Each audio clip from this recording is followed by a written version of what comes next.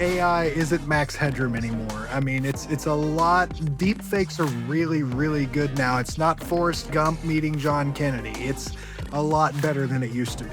All that and more on Security Intelligence.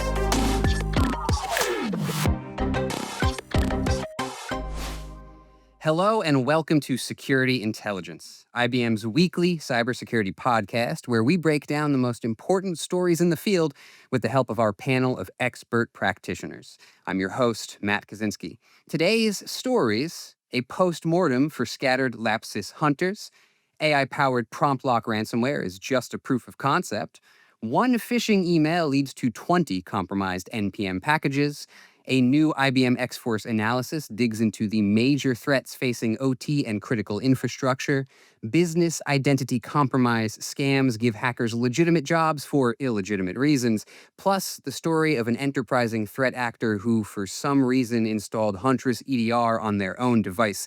And I hear we have a hot take on CVSS scores that I'm dying to get into. It's a packed episode, so let's introduce our cast of characters. First up, Michelle Alvarez, Manager, X-Force Strategic Threat Analysis. Michelle, thank you for being here today. Thank you for having me. Also, keep an eye on our podcast feed for an in-depth discussion with Michelle on why it costs so dang much to get hacked in America, which should be coming in the not-too-distant future.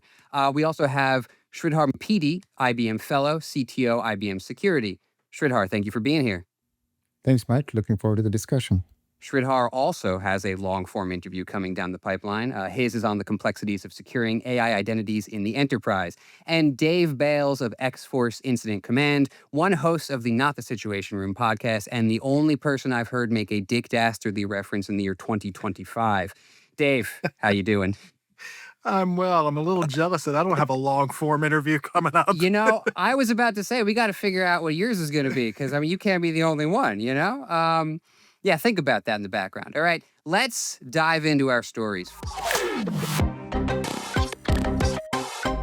First up, Scattered Lapsus Hunters call it quits, or do they? The collaboration no one wanted, to quote X-Force's Claire Nunez, announced last week that it would be going dark.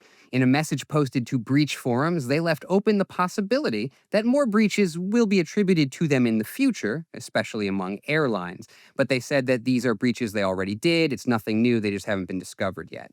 They also framed their work as a quote-unquote war on power, meant to, and these are quotes, I didn't make this up, humiliate those who humiliate and predate those who predate, which that's kind of a new interpretation for me. I don't really see how that's making any sense with what they're doing, but we'll discuss that. So to start, I want to ask, is this really the end of Scattered Lapsus Hunters? And I'm going to start with Dave, because I know your podcast has discussed these guys a few times now, so I'd love to get your take. What do you think? Are they really gone? Not a chance. There's no chance that they are gone. This is a ruse. This is a look at the right hand while the left hand's doing something else, as I've said before. We've seen threat groups come and go. They've said they were going to leave, and then they come back. I can't remember the last one that I saw, but I think there was one, 2011, Dave, Luxec. yeah, and not there's been a few. Yeah. They come out and they say, we're going to go away, and then they don't. And the fact that they said that there's going to be some more breaches attributed to them tells me that they haven't happened yet, and they will. And that's when they're going to get attributed. I found that very suspicious too. Michelle, I saw you leading in to speak.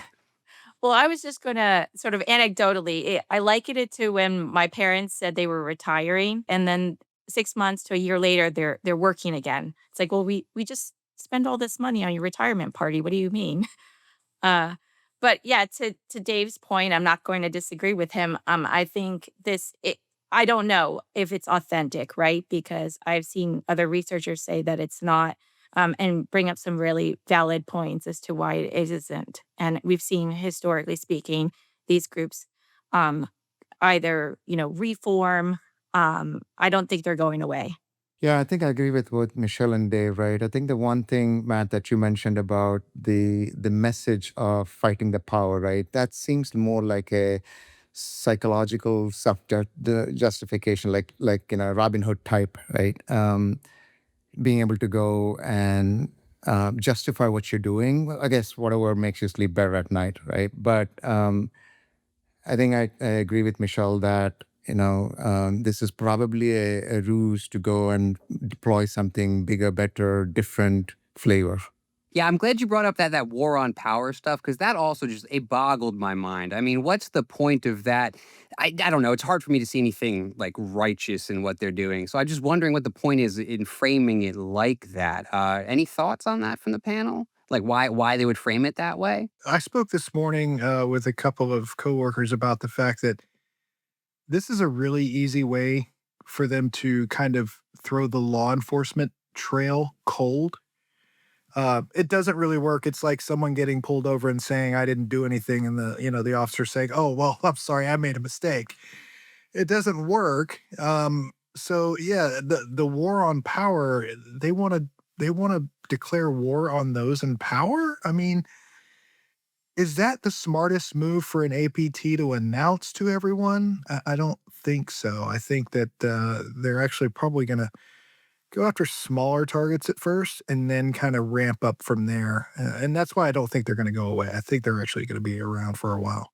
Gotcha. So do we think the kind of main thing here is just, you go quiet to get the heat off of you a little bit, maybe get law enforcement to back down. And then, like you said, in the meantime, Dave, maybe you're poking around at some smaller stuff before you ramp back up. Do we think that's the kind of the gist of what's happening here? No, I think so. I think this is an opportunity to regroup, reset, rethink the strategy, and a lot of things have changed these days, right? In terms of the tools that we're using, the type of attacks that we want to make. Sometimes the return on investment is not there to go and launch a high-powered ransomware attack when you can just simply hack into a system with compromised passwords, right? So with all these things going on and the side of Gen AI and agents, right, looming around, what do we do? How do we go create a new identity? If I were them, I'm going to step back and rethink, probably keep something small going just for the time being, but then launch something which is more 2025, 2026 focused. Well, it sounds like I'm going to have to cancel my beautiful memorial then for Scattered Lapsus Hunters. Well, they've only Um, been around for what, a month or so? I mean, and now they're just disappearing? that's the other thing too, right? They just popped up like a month ago. They're like, "Hey, we got this new ransomware," and then they're just gone. So I guess it was too good to be true, wasn't it? It does sound like this is just a ploy. This is not. Or there's just a lot of infighting and they just can't get along. If you have three of these groups coming together, I could see that. I could see some infighting going on, some egos getting in the way, and maybe they're going to break up the band and go their separate ways again. Or they need a new kind of music. There you go. That's A the point. new kind of music. There we go. There we go.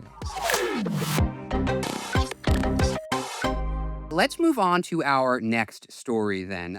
AI-powered ransomware prompt lock turns out to be proof of concept from NYU. Now, I don't know if you folks remember, but in late August, prompt lock kind of made some waves as, quote unquote, the first AI-powered ransomware when it was discovered on Virus Total, I believe. The way that it works is it uses an open weight model from OpenAI to generate malicious scripts on the fly.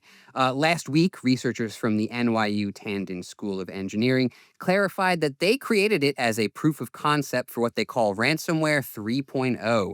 This is a hypothetical malware that uses LLMs to orchestrate the entire attack chain.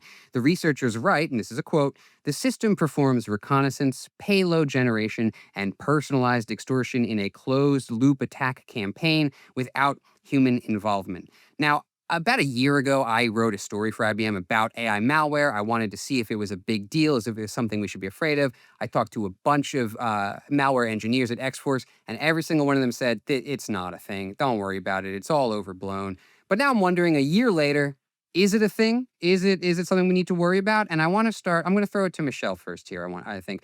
What do you think? Are we finally at a point where AI malware like prompt lock could be an issue? What do you think's going on? Well, I think the real concern is that now it's more accessible to maybe other would not be hackers, right? So I think this is likened to when we started seeing exploit kits available for sale. Now you have individuals, bad guys that wouldn't have otherwise known how to develop an exploit can just purchase it. So I think that is the main concern because in the end, what is the impact? The impact is going to be the same to the organization.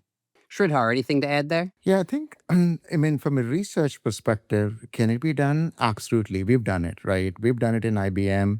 I think I look at it as very similar to automotive manufacturers testing their cars, crashing their cars with a view to improve it, right? So I, I absolutely endorse doing something like that, but do it responsibly. Do it with a view to show that how you're improving the defense, as opposed to highlighting the fact that you can go and create an attack autonomously, right? We do it all the time, the question of red teaming and blue teaming, and we learn from the red agent to be able to go and do a better job of defense, right? So I agree with the research. I think it's absolutely possible, but do it in a manner of responsible AI, and do it with a defense and focus with transparency, right? I'm glad you brought up that ethical angle, and I want to dig into that in a minute. But first, Dave, I want to get your thoughts. Do you think the AI ransomware or AI malware in general is something we need to start worrying about right now? I just wrote one this morning. No, uh, I think so. With AI becoming more prevalent and becoming smarter, with smarter people programming. I mean, let's face it, the AI is only as good as the people programming it. We've got some pretty smart people. Like Sridhar said, we've already done it here at IBM. The difference is that we didn't put it out to the public. Exactly. And that's where I was going to go. As soon as you said that, I knew, oh, good. We get to talk about the fact that someone released a proof of concept in order to help us. Yeah, I want to ask about that, right? I mean, I don't know. Look, I'm not a researcher. I'm not in the lab making this kind of stuff, but it does feel a little irresponsible to me to be releasing this to the public. I'm just wondering, is this common practice first off? Like, do people usually release this proof of concept stuff, or do you usually keep it kind of hidden? Sridhar. Pay to release, but with the appropriate disclosures and how to use it, right? For example, if you release it with it said, make sure you test your applications with this quote unquote red agent so that you can do a better job of defense. I think it's okay. It's like any other technology, internet, good and the bad, nuclear power, good and the bad. Similarly, there's good and bad over here, but doing it responsibly will hopefully stay ahead of the malicious actors. Gotcha. And so, what does doing it responsibly look like? Michelle, I saw you starting to speak there, so I'll let you go. Yeah, absolutely. I mean, I think what is going on here is that there's a race to beat the attackers at their own game, right? So we're all the good guys, all the researchers are trying to see, okay, how can this be done? And therefore, how this is how we defend against this. And so to Sridhar's point, yes, there's ways about it to do it more responsibly, contacting perhaps the organizations or the entities that would need to know about this. So maybe the AV vendor providers first. Let's start there. We have this proof of concept ransomware. We want to make sure that you can detect it. Gotcha. Dave, any thoughts on responsibility here? The fact that they released it publicly is where I have the issue, because the researchers aren't the only ones looking at these proofs of concept. The bad guys are getting these as well, and that if we're going to talk about responsible disclosure for these proofs of concept, we need to keep it within the cyber community and not let it get out to the public. That to me is more important than releasing a proof of concept to the public to show, hey, we can do this. Um, Give it to the cyber researchers who know what to do with it. Keep it that way. So while I disagree that it was responsible for them to release it, I do agree that releasing it to the cyber community is a smart thing to do. Yeah, this reminds me of, on the last episode, we were talking about Hex Strike AI, right? Which is that framework that a bunch of, it's supposed to be used for automating penetration testing and orchestrating all your agentic AI. And a bunch of hackers just kind of picked it up immediately, right? And this came up again and again and again. And I think it was Nick Bradley who said that, if you're worried about hackers misusing your tools, you would never move forward, right? Any tool you develop, someone's going to be able to misuse it. And so it's a question of being responsible about it, whether that means disclosing it to people before you do it, or like Dave said, maybe you only give it to a very select number of people. Yeah, it may be difficult though, right? If you recall, Dave, you probably remember this Satan, right, way back in late 90s, early 90s. I don't remember that. Jeff Kroom mentioned this on the last episode. I think he said it was like early 2000s, I want to say. Yeah, probably even before that. But I mean, Yeah, I mean, it was a tool to go and do network scanning with a view to find vulnerabilities. All of a sudden, that became a mechanism to find holes and publish TTPs, right? So I think tools like this will get out of hand, good or bad. They'll be produced for the one reason or the other. They'll get into wrong hands. We have to go figure out how to brace ourselves against such things, right? That's where I would probably focus a little bit as well. And wasn't Satan like the impetus for Nmap? Yes, It spawned Nmap out of that. correct. So Yeah, there's a good tool that came from it, but there was also a lot of bad that came with it. So exactly. Moving on then to our next story. A single phishing attack against a single developer leads to 20 compromised packages on NPM. I think people have probably heard of this because it's one of the kind of biggest hacks of NPM ever, I believe. A prominent developer was hit by an AI-assisted phishing attack that stole his NPM credentials, allowing threat actors to compromise 20 packages, which, according to the Hacker News, collectively attract over 2 billion weekly downloads, which I don't, that seems like a lot of downloads. I don't know, but that's a lot. It's a lot. The malware buried in these packages intercepts cryptocurrency transactions. It reroutes them to attacker-controlled wallets. And the attack used a combination of clean email infrastructure and AI-generated content to get past both technical defenses and the developer's own kind of, psychological warning signs. This looked like a legitimate email from NPM about resetting 2FA credentials. So I want to start by asking what this situation says about the kind of current state of software supply chain security. And I want to throw to you first, Sridhar, because we've talked a little bit in the past about supply chain, specifically regarding AI stuff. But I just want to hear your thoughts. What does this say about the state of software supply chain security today? I think it's not where it should be, right? As simple as that, right? This actually this actually demonstrate a single point of failure, right? You've got such critical software that is used by millions of individuals, millions of organizations, maintained by somebody who's just probably doing it out of the goodness of his or her heart, right? As a part-time, and as a result, bad things have happened. Not focusing on how it happened, but the fact that it has happened, right? And we should think about, you know, how do we go mitigate against that, right? This reminds me actually, as bad as it may sound, and Dave will probably disagree, sometimes these things are necessary, right? Sometimes these things are necessary. Like, you know, very earlier on during my undergrad, I learned about, I think Tylenol, if I remember right. Somebody messed with the Tylenol and put tablets and impacted a few people, and that resulted in a tamper-proof, cap. I think to me, things like this are unfortunately necessary to be able to think about, secure supply chain software and think about the level of rigor, verification, transparency needed, very similar to how we think about food safety, right? From the time that, hey, this avocado was grown in this farm all the way to this manufacturer to my table, right? That level of software bill of material transparency is probably going to help us in the future. Dave, go ahead. I want to see if you disagree or not. no, actually, I'm not going to disagree with that. I think it's right. I'll give you an analogy. We talk about dumb rules. Well, the rules came about because someone did it.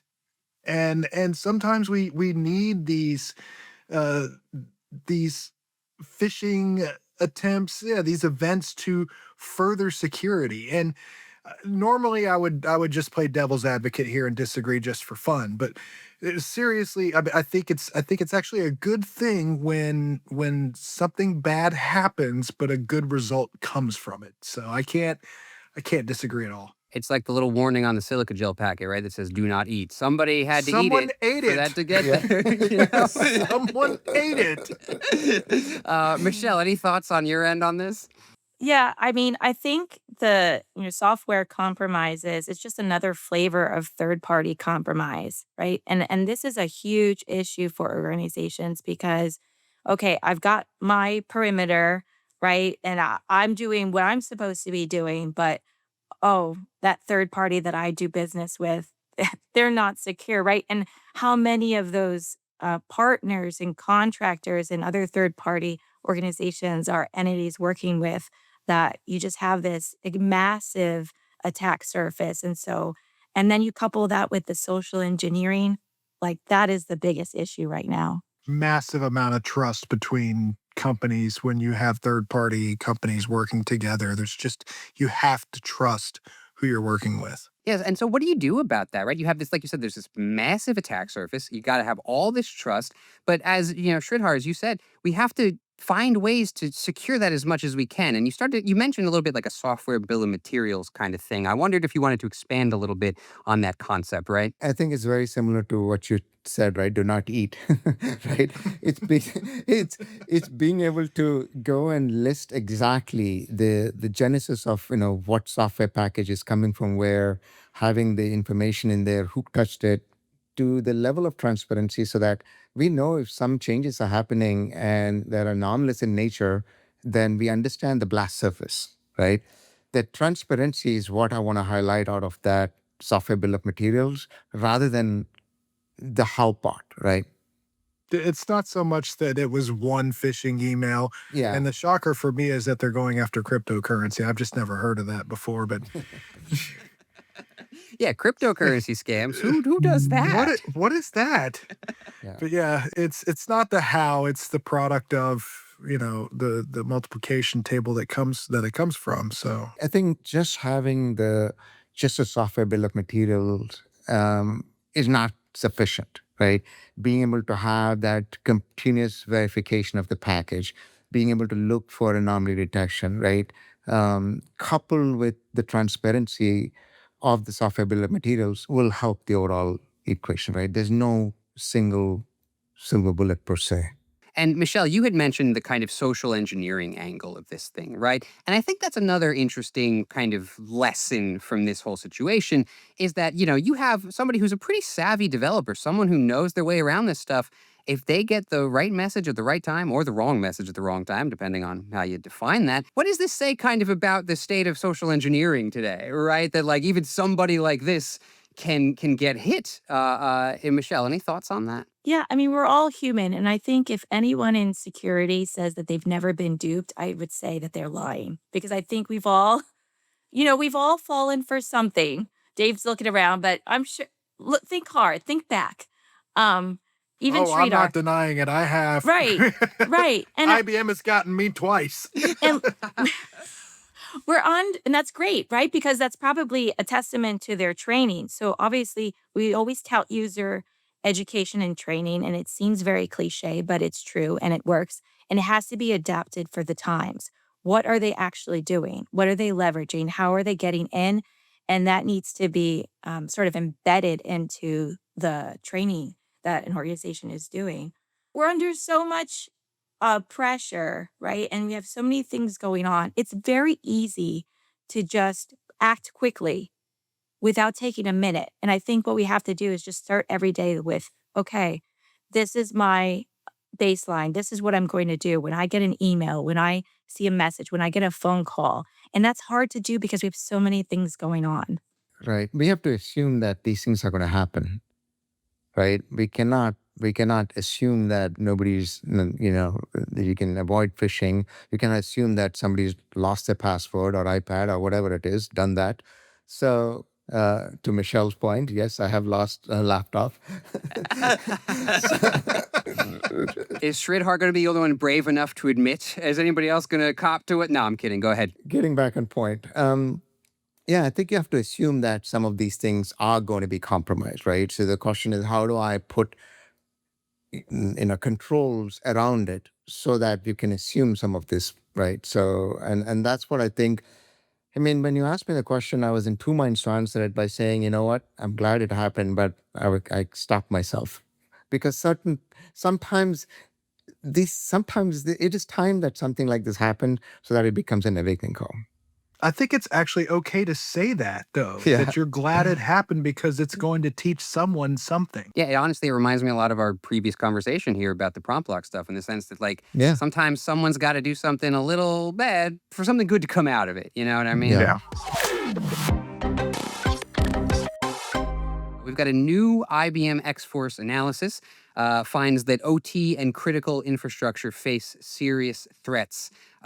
Quote, many ransomware, advanced persistent threats, and cybercrime groups are going beyond data theft, aiming for physical disruption and even sabotage. This is from David McMillan, who is the author of the blog post breaking down this analysis. Now, by fusing frontline threat intel with some 2025 cost of a data breach data, the IBM X-Force identified some concerning trends in OT and critical infrastructure, including a significant number of serious vulnerabilities in the fields. Of the 670 vulnerabilities disclosed in the first half of 2025 that could impact operational technology, nearly half have a CVSS severity rating of critical or high. So I want to start with you, Michelle. Can you give us a little context about this analysis, a little background about what all this is? Basically fuses some data that we got from the cost of a data breach, a survey conducted by Ponymon Institute and analyzed by IBM, that showed that 15% of organizations actually experienced an OT incident, right? So then we looked at our own data, like you mentioned, over 600 vulnerabilities impacting OT technology providers or vendors. And then subsequently, we looked at, okay, what are we seeing being mentioned from either in Telegram channels or dark web or other forums, to see, what are some of the top vulnerabilities that are being mentioned out there and therefore maybe are of interest to attackers as well. And then beyond that, right, how many of those CVEs have exploits that are publicly available? So there's obviously interest in targeting OT technology, but beyond that, it's more about the industries that house the OT technology, right? We're looking at utilities and electric and the grid, right? So all of these different industries, and they have these, OT environments, and that's why they're susceptible. And why are so many attackers kind of moving beyond data theft right now, right? Like why do you think we see people targeting OT and critical infrastructure for disruption specifically? Any thoughts on that stuff, Michelle? So I think it's going to come down to the threat actor and the motivations, whether they're a nation state sponsored threat actor or they're cyber criminal group. So I don't know that we've necessarily are seeing a move away from data theft. I think we have reports to the contrary of that. It's really going to come down to the threat actor group and what their motivations are. Gotcha. Sridhar, any thoughts to add? Right, Matt. I think it's easier, right? The technology is, not necessarily the state of the art, right? And policies and procedures are not state of the art, right? So as a result, if you have a castle with moat, why can't I bring air attack? It's easier to launch it. You can even get it with a Cessna and still make a devastating impact, right? It doesn't have to be so that's the way I look at it. It's an easy thing to do, right? Why invest a lot in sophisticated attack when I can, you know, do something simple, number one. And number Launch a two water is, balloon. yeah, exactly. Right. Or the other part is that I know, back to Michelle, the motivation point, right? It's a lot more appealing and easier to extract something out of it, right? From an attacker perspective. You're dealing with colonial pipeline, if you remember that, or a power grid, and it's easy to go and get what the attackers want, whether it is ransomware or whatever that is, to not disrupt millions of citizens' life. Dave, what are your thoughts on it? Think it comes down to money. Um, when you start messing with water supplies, power grid, the trucking industry, even people are more willing to pay to get those systems back online, as opposed to information where now that we've been dealing with this information theft for so long, a lot of companies are starting to fix their security policies and make their backups, and they take them off site and they make sure that they have more than one. It's really kind of hard to do that with a water supply or a trucking industry or a power grid. If it's down, it's down. If you want to bring a country to its knees, shut down its trucking supply and turn off its water. You can leave the power up, it'll be fine. But if you can't get food and you can't drink water, It's You're right. kind You of hard can't to you can't make a survive. backup of your water supply, like you said, Right. right? Like that's you're Exactly. kind of you got one and that's it. But Sridhar, you also mentioned that a lot of this technology is not like state of the art, or maybe it's not kind of patched properly. I mean, why is that? Is it just a kind of cost benefit analysis going on? Or they're like, we don't want to take it offline to patch. What's the deal there? I think it's a combination. Like if you look at the attack entry points, like PLC controller or logic card boards, right, on a CNC machine or something which operates a relay, those are not necessarily updated on a regular basis. It does take downtime to update those, right? So as a result, they stay there for a long time, and the vulnerabilities over there are something that attackers exploit. So so part of it is the technology, where the technology is, and you don't get the latest and greatest software on a PLC controller for something, right, or a relay. And most of that goes into something like training LLM models with GPUs, right? So that's one of the reasons why the technology is a little bit dated. Number one. Number two, I think, is also security has always been kind of an afterthought, right? For critical infrastructure, being able to keep the uptime high has always been the highest priority, and operations security don't necessarily talk to each other. But when you start talking about safety, when you talking about downtime, that's when there's an opportunity for these entities to talk to each other. Otherwise, they're in silos, and attackers take advantage of their silos. Now, I want to go back to that figure of the vulnerabilities, right? 670 vulnerabilities disclosed in the first half of 2025 that could affect operational technology. 49% of them were either critical or high in terms of CVSS rating. And I'm wondering, this sounds pretty concerning. And I want to kind of throw it to Dave, because I know Dave has thoughts on CVSS. So I want to get your take on this, Dave, both in terms of this number and also CVSS in general. I want to hear what you got to say. I'll tackle the CVSS thing really quick. I think it's completely broken. There's so many vulnerabilities now that are unscored that show a score of 9.8, which is the default. So everything that's unscored shows up as critical, and you can't take that number and perform any kind of analysis with it because you don't actually know that it's a critical vulnerability. I think it needs to be redone, and there's been talk about them redoing the CVSS model for years now, and it hasn't happened. And I'm just not a fan of using a CVSS score to rate a vulnerability. You need to know what the vulnerability is. You need to know how it works, how it affects everything. And you can't do that with a number. You have to actually see it. So, and the fact that 675, come on. I think and I agree with Dave on this, right? We need to think about how susceptible it is to go and launch that, or take advantage of the vulnerability. Not about the number, right? You can have 9.9 and nobody's going to touch it, 9.8, but nobody's going to touch it. Why would I? Right? Instead, I may go after like something lower, which is easy to exploit.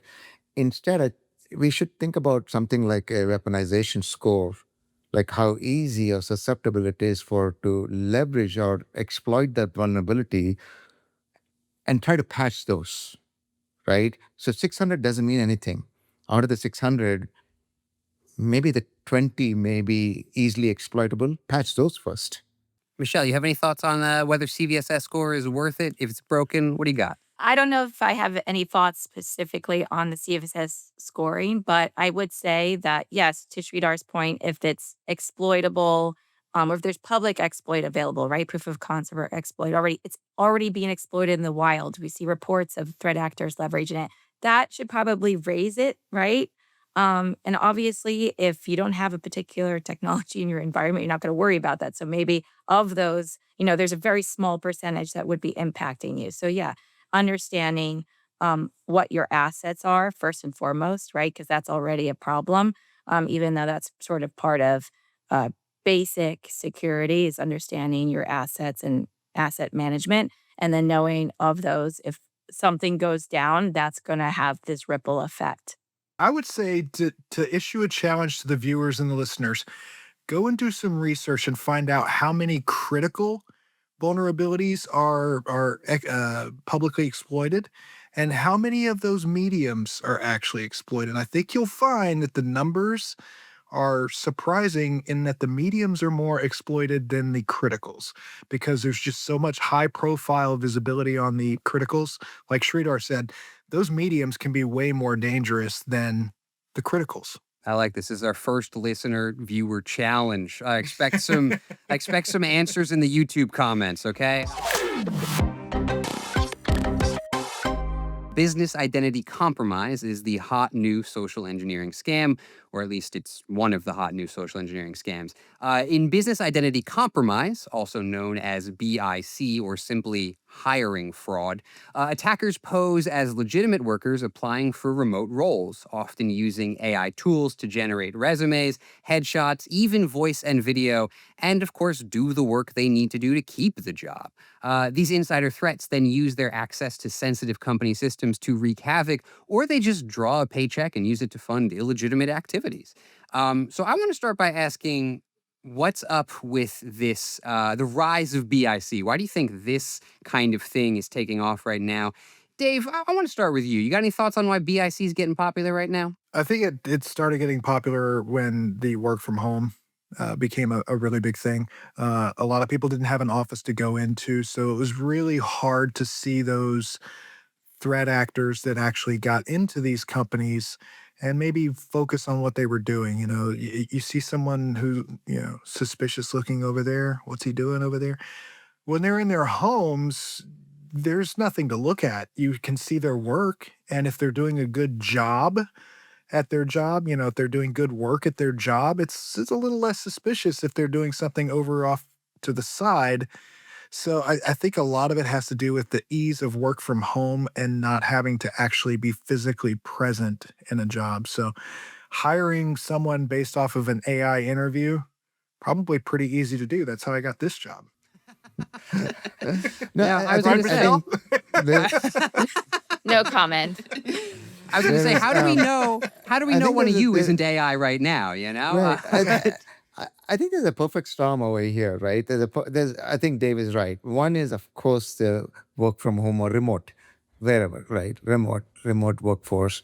Second is the fact that we have increased amount of AI, right?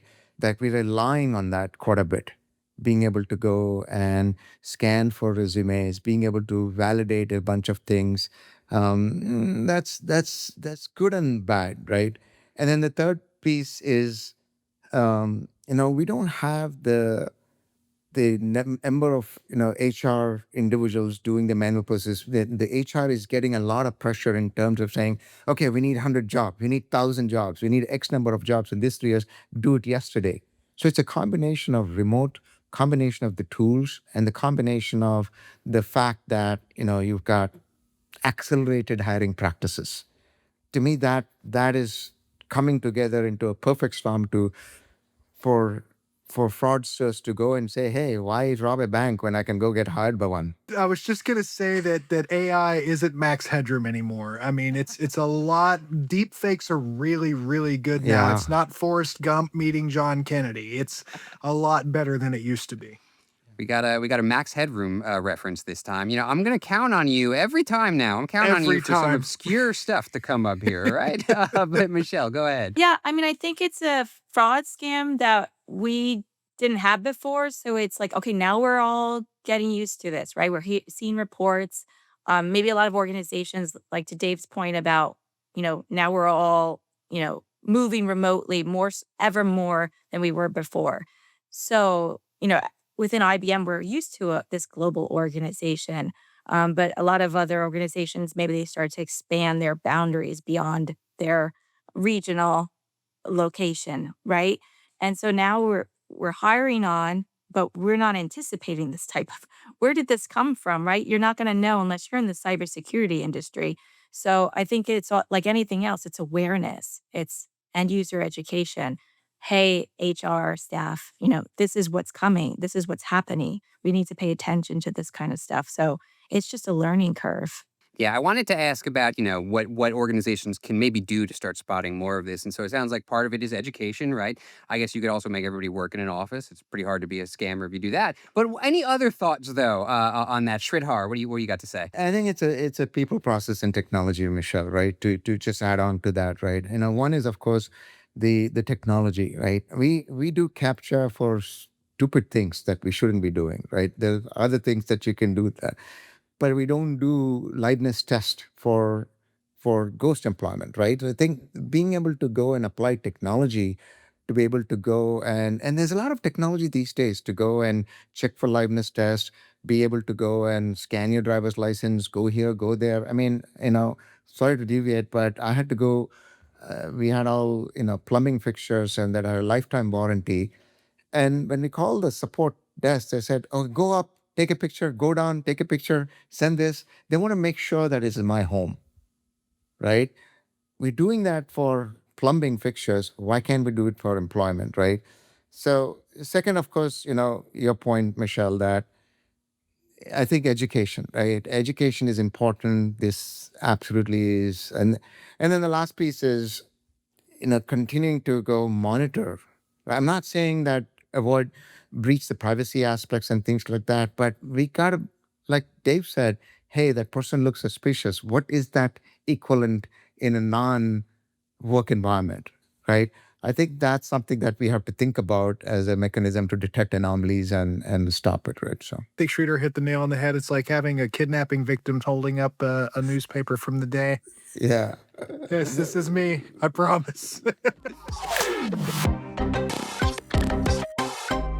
Let's move along to our last story, which this one, honestly, just something a little lighter. I found it amusing. Cybercriminal installs Huntress EDR on their device for some reason, giving security pros a front row seat to their activity. So it's exactly what it sounds like. A cyber criminal testing out new security tools installed Huntress's EDR on their device. Now, we know that cyber criminals, as we just said, they play with a lot of these legitimate security tools. But Huntress's team noticed that, they installed this and it gave them the opportunity to look into what they were doing on their device. So once they confirmed it was a malicious actor, they started poking around, checking out their activity, including digging into previous stuff, like seeing what the attacker was researching, the attack frameworks they were looking into, phishing messages they were crafting, dark web markets they were visiting, all kinds of stuff. So I just, like I said, this was just extremely funny to me. I thought this was hilarious, and I just wanted to see what the rest of you thought. Dave, I see you cracking a smile. You got any thoughts on this one? I want to know how long they let him do this before they went in there and started looking at things. Like, it used to be one of the tactics is let them poke around for a little bit to see what they're going to do, and then the second that they get close to something that they're not supposed to, shut them down. Well, seems to me that Huntress's EDR people just said, "Huh, he's got our tool. You know what that means? We can go poke around." So it's just like the opposite. We can go poke around in their environment and, like you said, see everything that they did. This was one of the dumbest things I've ever heard of a threat actor doing. Just one of the dumbest. I can't state that firmly enough. Was it on his production machine or was it on a test machine? Honeypot? I don't know, but not the smartest cookie in the bag.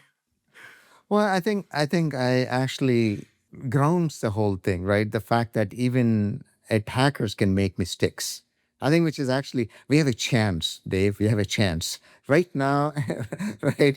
The defenders are always chasing because they're not talking to each other, and whereas the attackers are doing a very good job of working with each other, right? So mistake like this not only show the human side of it that end of the day they are human, they make mistakes, I mean, and to the other point, right, which is, but at the same time, what can we take away from that, right? It gives us a front row seat or a backstage pass to how they are orchestrating this whole thing, and then how should we think about our defenses, right? So that's what I was taking away. I hope Huntress sent them a thank you A card. nice fruit basket, Night yeah, even better. Teddy bear and a fruit basket. Michelle, any thoughts on your Yeah. end? Yeah, I mean, I immediately thought about actually some research that two analysts, and I'll have to give them credit here, Allison Wickoff and Richard Emerson, they stumbled across or open servers of the threat actor ITG-18, which I think we TTP overlaps with Charming Kitten and a few other folks. Um, Basically, videos showing how to train other attackers in their group. So the videos showed things like, this is how you compromise an account. And oh, by the way, if it has MFA, you know, disregard. Don't try to compromise this one. So it was very interesting inside look. So I immediately thought of that when I saw this article. But yeah, I mean, to go back to my analogy before of like, we all have busy days. Attackers have busy days too. Like they're going to do things like this. It's going to happen, right? These operational errors. It's hard It's out a there for a big hacker. error. It's a large error. All right, that's all the time we have for today. Thank you, Michelle and Sridhar and Dave, for joining us. Thank you to our viewers and listeners for tuning in. Special thanks to viewer Two Left Arms, who posted the hard-hitting question on our last episode. Would you rather be hacked by a billion lions or one of every Pokemon? The answer there is pretty obvious if you ask me. It's the lions. They got real big paws. They can't type on the computer. You're set there. Make sure to subscribe to Security Intelligence wherever podcasts are found. And everyone, please stay safe out there.